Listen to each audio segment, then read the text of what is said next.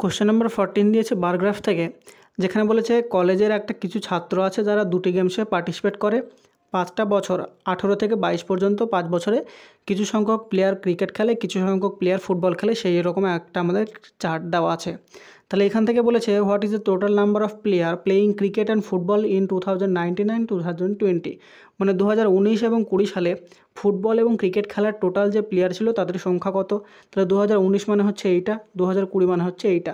এই অঙ্কটা একদম সহজ, যেখানে বলেছে 2019-এর ক্রিকেট এবং ফুটবলের টোটাল সমষ্টি এবং 2020-র যে ফুটবল এবং ক্রিকেট প্লেয়ারের যে টোটাল নাম্বার সেগুলোকে আমাদের অ্যাড করতে বলেছে। তাহলে একসাথে দুটো অ্যাড করে দেবো।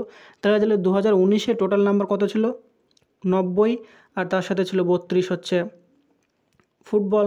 তারপরে 2020-তে ছিল আমাদের ক্রিকেট ছিল 29 এবং ফুটবল ছিল 34। তাহলে এগুলো যদি আমরা অ্যাড করে দিই তাহলে টোটাল নাম্বারটা পেয়ে যাব।